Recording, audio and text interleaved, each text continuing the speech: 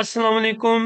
मैं हूं आपका होस्ट शाकिर कुरैशी और आप देख रहे हैं अपना favourite YouTube channel view point. आज हम आपके साथ शेयर करेंगे एक न्यूज। जिस तरह आप बखूबी जानते हैं कि आज से 2 दिन पहले हुकूमत ने दावा किया है कि वो 5 IPPs इंडिपेंडेंट पावर प्रोड्यूसर को बंद करने जा रहे हैं। ये वो 5 IPPs हैं जिनका मुआहदा कॉन्ट्रैक्ट सन 1994 और 2002 में हुआ था और ये पांचों के पांचों बिजली घर जो थे ये तेल पर चलते थे और ये कई अरसे से बंद पड़े हुए थे, लेकिन हम इनकी कैपेसिटी चार्जेस, इनका किराया लगातार दे रहे थे। ये वो IPPs हैं जिन्होंने अगले 3 से 10 सालों में रिटायर होना था, लेकिन इनके साथ नेगोशिएशन की गई, बातचीत की गई और अब ये रजामंद हो गए हैं कि ये इस साल पांचों के पांचों IPPs रिटायर हो जाएंगे। ये जो 5 पावर प्लांट थे,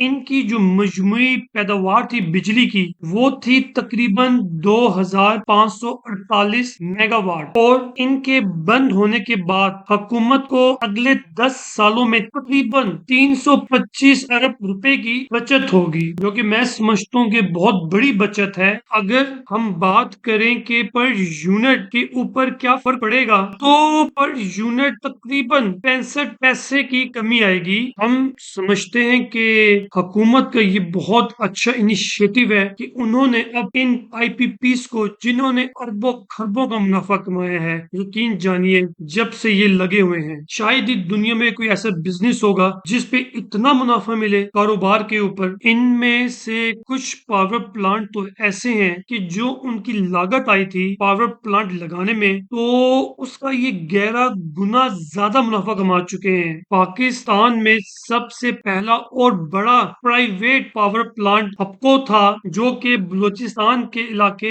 में लगा था, 1292 मेगावाट का। इस पावर प्लांट को इंशाल्लाह ताला जल्द बंद कर दिया जाएगा परमानेंटली। फिर दूसरा है एटलस पावर प्लांट, जो कि 225 मेगावाट का है। ये लाहौर में है और इसे भी मुकम्मल तौर पर रिटायर कर दिया जाएगा। इसके बाद है सबा पावर प्लांट, जो कि 134 मेगावाट का है। ये शेखुपुरा में लगा हुआ है और ये भी अनकरीब बंद हो जाएगा। फिर रोश, जो कि 445 मेगावाट का है, ये खानेवाल के करीब लगा हुआ है। इसे भी इंशाल्लाह मुकम्मल तौर पर बंद कर दिया जाएगा। फिर है लाल पीर 362 मेगावाट का, ये मुजफ्फरगढ़ पर लगा हुआ है और इसे भी बंद कर दिया जाएगा। हुकूमत ने इन प्राइवेट पावर प्लांट से नेगोशिएशन करने के लिए एक आला सतह की कमेटी बनाई थी, जिसमें मुख्तलिफ डिपार्टमेंट्स के लोग और एक्सपर्ट्स को शामिल किया गया कि वो इन प्राइवेट पावर प्लांट से नेगोशिएट करें और इनको समझाएं और इन्हें बताएं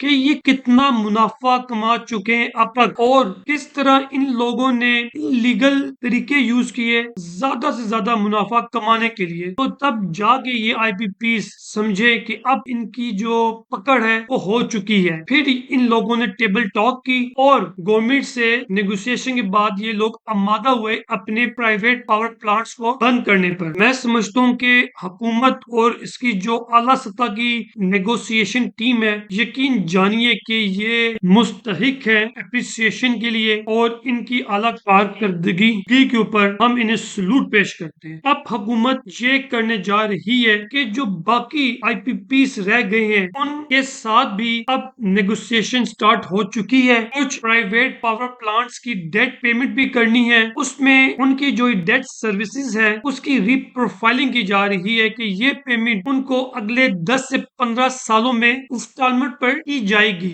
और इन तमाम तरीकों के बाद हुकूमत का ये ख्याल है कि वो बिजली की जो पर यूनिट कॉस्ट है उसमें 7 रुपए की कमी लाएगी। इसके साथ साथ हुकूमत 2006 की जो पावर पॉलिसी के तहत जो IPPs लगे हैं उनके साथ भी वो नेगोशिएशन करने जा रही है। स्पेशली जो हमारी विंड के पावर प्लांट्स लगे हुए हैं 1850 मेगावाट के, उनकी भी जो कैपेसिटी पेमेंट है वो भी काफी ज्यादा हो चुकी है। आपको ये सुनकर हैरानगी होगी कि इस टाइम जो मौजूदा बिजली की कॉस्ट है पर यूनिट, तो उसमें तकरीबन 19.20 पैसे तो वो कॉस्ट है जो कि हम किराए की मद में या कैपेसिटी चार्जेस की मद में दे रहे होते हैं। हम आपको ये भी बताना चाहते हैं कि 3 आईपीपी पावर प्लांट्स तो ऐसे हैं जिन्होंने खुद ही अपने रेट्स कम करने का इंडिया दे दिया है, जिसमें अटक जनरेशन ने 165 मेगावाट का, दूसरा है लिबर्टी जो कि है 235 मेगावाट का, तीसरा है गुल अहमद जो कराची में लगा हुआ है